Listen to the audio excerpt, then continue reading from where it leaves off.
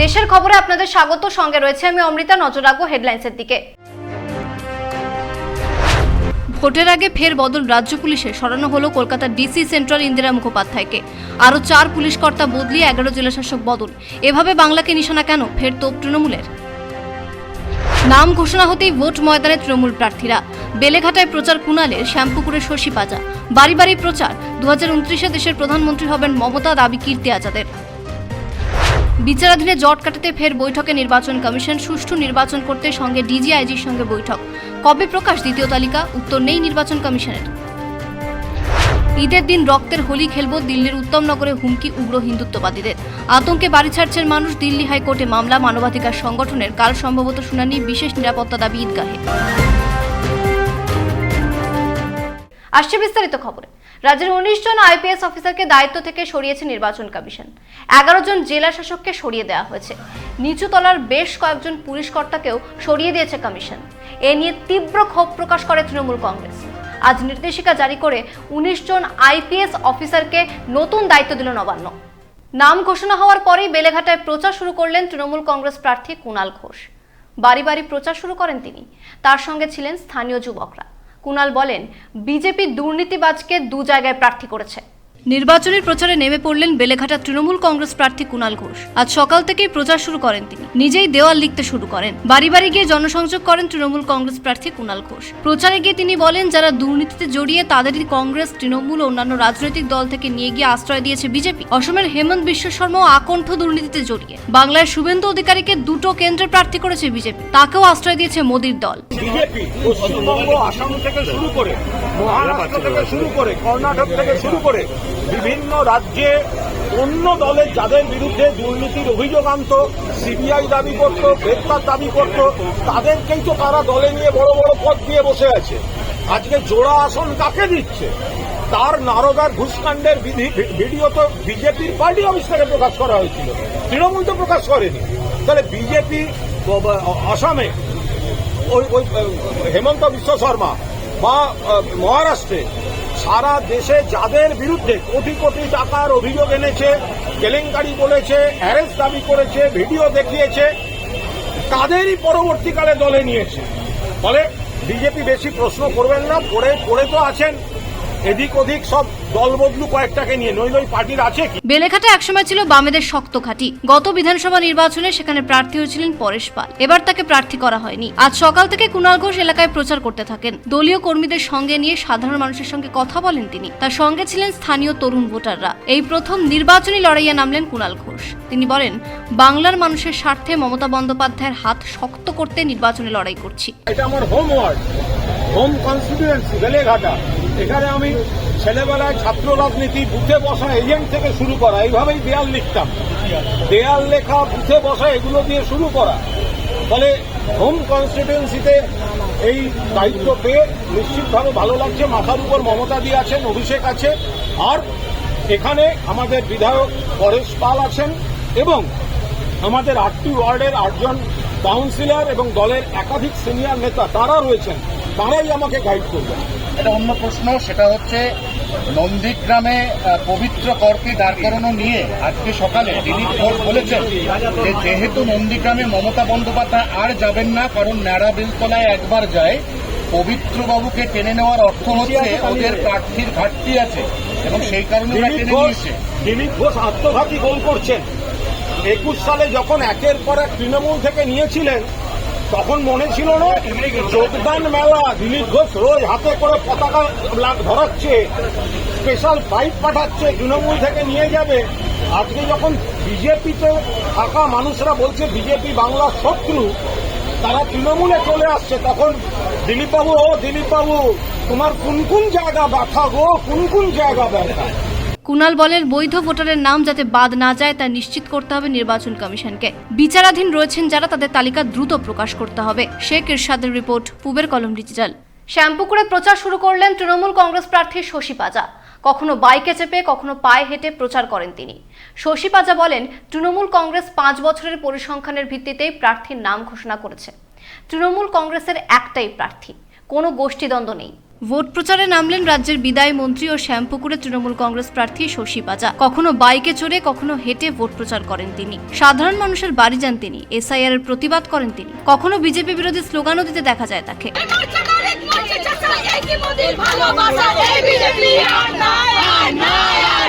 Vote প্রচারে নিজেই দেওয়াল লিখন শুরু করেন। স্থানীয় যুবক যুবতীদের সঙ্গে কথা বলেন শশী পাজা। তিনি বলেন, তৃণমূল কংগ্রেসে কোনো দ্বন্দ্ব নেই। রাজনীতিতে কখনো কখনো সরে দাঁড়াতে হয়। দলের প্রার্থীর পাশেই থাকবেন সাধারণ মানুষ। তৃণমূল কংগ্রেস একটা মানে বড় একটা গাছের মতো, বড় একটা সংগঠন, বড় পরিবার, এবং সাংগঠনিক কাজও কিছু থাকে আর কিছু কাজ থাকে যেখানে রাজনৈতিক প্রতিনিধিত্ব করার মধ্যে সুযোগ পায়। এই দুটোর মধ্যে দিদি সকলকে বেশ ভালোভাবেই ব্যস্ত রাখবেন। যেই পকেটস থেকে এই বিক্ষোভ এসছে সেটাও দেখা হবে। এটা প্রয়োজনই নয়। আজকে এই প্রার্থী হলে ওই প্রার্থী প্রত্যাশিত যে করছিল সে প্রতিবাদ করবে, এ হলে পরে ওই করবে, এটা কোনো জায়গা নেই। দল পরিষ্কার, যে প্রার্থী তার পিছনে সবাই থাকবে। দিলীপ ঘোষ বলছে যে তৃণমূলের কাছে নন্দীগ্রামে লড়ার মতো যোগ্য প্রার্থী নেই। বিজেপির থেকে প্রার্থী ভাগ নিয়ে লড়াই করতে হচ্ছে শুভেন্দু কনিষ্ঠ পবিত্র করছে তৃণমূলের প্রার্থী। দিলীপ ঘোষের মতো যদি রাজনৈতিক কৌশল আমরা করি, বোঝা যাচ্ছে কতটা প্যানিক হয়ে গেছে, কতটা মাটির তলায় বিজেপির মাটির তলায় পায়ের তলা মাটি যে সরে গেল তারা বুঝতেই পারেনি। এবার সেটাকে এইভাবে করছে। কিন্তু আমি বলি যে আপনার যদি এত যোগ্য প্রার্থী থাকে, পুরো লিস্ট একসঙ্গে ঘোষণা করেননি কেন? আধখানা লিস্ট ঘোষণা করেছেন কেন?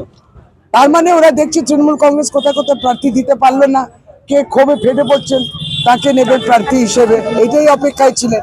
আজও তার মুখে শোনা যায় প্রধানমন্ত্রী নরেন্দ্র মোদীর ব্রিগেড কর্মসূচির কথা। সেদিন তার বাড়িতে হামলা চালিয়েছিল বিজেপি কর্মীরা। আজ ভোট প্রচারে নেমে শশী পাজা বলেন, 14ই মার্চের ঘটনা শ্যামপুকুরের মানুষ কখনো ভুলতে পারবেন না। সেদিন তার বাড়িতে হামলা চালানো হয়েছিল, তাকে খুনের ষড়যন্ত্র করা হচ্ছিল। এবং সদ্য ওই 14ই মার্চের ঘটনাটা নিয়ে এখানে মানুষের ওই ঘটনাটার তরতাজা তাদের মনের মধ্যে রয়েছে, আমার অঞ্চলের মানুষ, এবং তারা এটা নিয়ে বেশ উদ্বিগ্ন ছিলেন, উদ্বেগ প্রকাশ করেছেন। সাক্ষী আমার 19 নম্বর ওয়ার্ডের কাউন্সিলর, আজকে ওর ওয়ার্ডে আমি প্রচার করছি, তিনিও সাক্ষী। কিন্তু যেই হেনস্থা, যে ধাক্কাধাক্কি আর যেভাবে ইট পাটকেল ছুঁড়েছে আর বোতলবাজি করেছে, ও আহত হয়নি, এটা ভালো। কিন্তু ধাক্কা ধুক্কি তো আমরা কম বেশি হয়েছে, কিন্তু আমার কর্মী।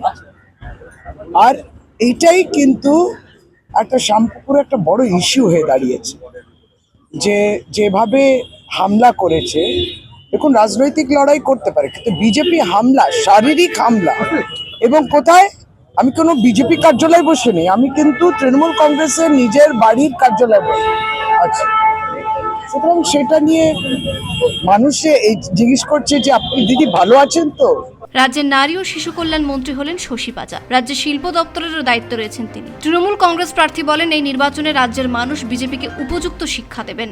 শেখ এরশাদের রিপোর্ট, পূবের কলম ডিজিটাল। ইরানে হামলা চালাচ্ছে আমেরিকা ও ইসরায়েল। যুদ্ধ বন্ধের দাবিতে পথে নামলো বামেরা। বামফ্রন্ট চেয়ারম্যান বিমান বসু বলেন, মার্কিন যুক্তরাষ্ট্র আগ্রাসন চালাচ্ছে, দ্রুত হামলা বন্ধ হওয়ার প্রয়োজন। আমেরিকা এবং ইসরায়েলের যুদ্ধের যে দামামা বাজাচ্ছে, দীর্ঘদিন ধরে চলছে, যেভাবে ধ্বংস করছে, শুধু ইরান না, মধ্যপ্রাচ্যের সম্পত্তি নষ্ট করছে। এবং যখন নাকি ইউরোপিয়ান ইউনিয়নকে কল করছে, তারা রেসপন্স করছে না। ন্যাটো সদস্যদের কল করছে, আমেরিকান রেসপন্স করছে না। তখন আসামির কাঠগড়ায় মার্কিন সাম্রাজ্যবাদ। বারাণসীর গঙ্গার নৌকায় বসে ইফতার করায় গ্রেপ্তার করা হলো 14 জন মুসলিম যুবককে। গঙ্গা হিন্দুদের কাছে পবিত্র, সেখানে কেন নামাজ পড়া হলো? এই অভিযোগে বারাণসীর কোতোয়ালি থানার পুলিশ তাদের গ্রেপ্তার করেছে। নৌকায় বসে চিকেন বিরিয়ানিও খেয়েছিলেন তারা। গঙ্গার উপরে নৌকায় বসে নামাজ পড়া আর ইফতার মজলিস করার জন্য উত্তরপ্রদেশের বারাণসীতে গ্রেফতার করা হলো 14 জন মুসলিম যুবককে। গঙ্গার উপরে নামাজ পড়া যাবে না বলে নির্দেশিকা জারি করে তাদের গ্রেফতার করেছে যোগীর পুলিশ। উত্তরপ্রদেশ প্রশাসনের দাবি, গঙ্গা হিন্দুদের কাছে পবিত্র, তাই সেখানে বসে কোনো নামাজ আদায় করা যাবে না। এই 14 জন মুসলিম যুবক বারাণসীতে কাপড়ের দোকানে কাজ করেন। তারা ইফতারের সময় চিকেন বিরিয়ানি খাচ্ছিলেন। চিকেন বিরিয়ানি খাওয়া যাবে না বলেও নির্দেশিকা জারি করেছে যোগীর পুলিশ।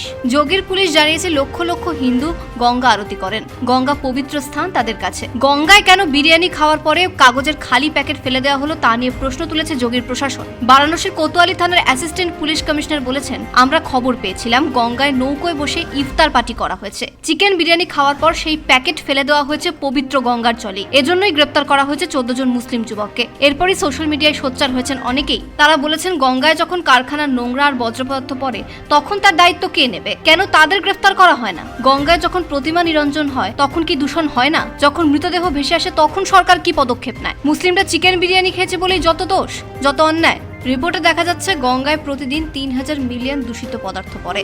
বারাণসীর ঘাটে প্রতি বছর 32,000-এরও বেশি মৃতদেহ দাহ করা হয়, তার ছাই পড়ে গঙ্গায়। শুধুমাত্র বারাণসীতেই গঙ্গার জলে দূষণের মাত্রা 150 গুণ বেশি। প্রতি বছর গঙ্গার দূষিত জল পান করে 3 লক্ষেরও বেশি শিশু মৃত্যু হয়। বারাণসীতেই গঙ্গার ধারে 8টা বড় ট্যানারি রয়েছে যাদের মালিক অমুসলিমরা। ব্যুরো রিপোর্ট, পূবের কলম ডিজিটাল। ঈদের দিন রক্তের হোলি খেলা হবে, দিল্লিতে হুমকি দিল উগ্র হিন্দুত্ববাদী সংগঠনের নেতারা। আতঙ্কে হিন্দু ও মুসলিমদের অনেকেই বাড়ি ছাড়তে শুরু করেছেন। দিল্লি হাইকোর্টে মামলা দায়ের হয়েছে নিরাপত্তার জন্য। সম্ভবত আগামীকাল মামলার শুনানি রয়েছে। খুন কা হোলি হাম ঈদ পে খেলেঙ্গে। সোশ্যাল মিডিয়ায় এই হুমকি ছড়িয়ে পড়ার পর উত্তেজনা দিল্লির উত্তমনগরে। এই হুমকি আসার পর দিল্লি হাইকোর্টে মামলা দায়ের হয়েছে। আগামীকাল মামলার শুনানি। বেশ কয়েকজন বর্ষিয়ান আইনজীবী ও মানবাধিকার সংগঠনের কর্মীরা আবেদন জানিয়ে বলেছেন, যেভাবে ঈদের দিন মুসলিমদের টার্গেট করা হচ্ছে তাতে দিল্লি জুড়ে সাম্প্রদায়িক সম্প্রীতি বিনষ্ট হওয়ার সম্ভাবনা। বহু মুসলিম ইতিমধ্যেই বাড়িঘর ছেড়ে অন্যত্র আশ্রয় নিয়েছেন। ঈদের দিন উত্তমনগরের ঈদগাহে হাজার হাজার মানুষ নামাজ আদায় করেন। এবার সেই নামাজ হবে কিনা তা নিয়ে সংশয় দেখা দিয়েছে। দিল্লি হাইকোর্টের প্রধান বিচারপতি দেবেন্দ্র উপাধ্যায়ের ডিভিশন বেঞ্চে মামলা দায়ের হওয়ার পর প্রধান বিচারপতির কাছে বিভিন্ন মানবাধিকার সংগঠনের কর্মীরা বলেছেন, ঈদের দিন হিন্দুরা আক্রমণ শানাতে পারে মুসলিমদের উপর, ফলে পর্যাপ্ত বাহিনী রাখা প্রয়োজন। হোলির দিন দিল্লির উত্তমনগরের সাম্প্রদায়িক সম্প্রীতি নষ্ট হয়, সেই ঘটনার আঁচ পড়তে পারে ঈদের দিনও, এই আশঙ্কা করছেন মানুষ। দিল্লি হাইকোর্টে যে আবেদন করা হয়েছে তার মধ্যে রয়েছেন বহু হিন্দু। তারাও আবেদন করে বলেছেন উত্তমনগরে কোনোদিনই সাম্প্রদায়িক সম্প্রীতি বিনষ্ট হয়নি। ব্যুরো রিপোর্ট, পূবের কলম ডিজিটাল। সাতগাছিয়া বিধানসভার বজবজ 2 নম্বর গ্রাম পঞ্চায়েতের নোদাখলি ও বাউরিয়ায় পৌঁছালো পানীয় জল। 2022 সালে এই প্রকল্প শুরু হয়। বাড়ি বাড়ি পানীয় জলের প্রতিশ্রুতি দিয়েছিলেন সাংসদ অভিষেক বন্দ্যোপাধ্যায়। বজবজ 2 নম্বর ব্লকের সভাপতি বুচান ব্যানার্জি বলেন, 564 কোটি টাকা খরচ করে এই প্রকল্প তৈরি হয়েছে। আমাদের মাননীয় এমপি সাহেব বজবজ 2 যে আমাদের 564 কোটি টাকার নতুন প্রজেক্টের জলের জন্য এলাকার মানুষের জন্য উনি যখন প্রথম ভোটে দাঁড়ান, উনি আমার ভালো মনে আছে, আমাদের মুজিসা মাটি, এবং উনি ভোটের সময় এই সাতগাছিয়া বিধানসভায় প্রায় সব জায়গায় জলের বিক্ষোভের মধ্যখানে পড়েন, এবং উনি বলেন যে আমি আপনাদের ডোর টু ডোর যদি না জল দিতে পারি আমি আর আপনাদের কাছে আসবো না, এবং আমি আর এমপি ভোটে দাঁড়াবো না। এবং কথা দিয়েছিল 26 সালের মধ্যে প্রত্যেকটা মানুষের বাড়ি নলকূপের আমাদের পিএইচি জল, খাবার জল পাবেন। আমাদের বজবজ 2-এ প্রায় ধরুন না 100-র মধ্যে আমরা প্রায় 85, বেশি হবে 85-এর 100-এর মধ্যে 85-এর বেশি মানুষের জলের কানেকশান দিতে পেরেছি, এবং কিছু কিছু জায়গায় এখনও কাজ বাকি আছে, চলছে, এবং জল প্রায় সব জায়গায় পড়ছে। দেশের খবর এখন এই পর্যন্ত। দেখতে থাকুন পূবের কলম ডিজিটাল। আমাদের চ্যানেল দেখুন, সাবস্ক্রাইব করুন, বেল আইকনটি প্রেস করতে ভুলবেন না।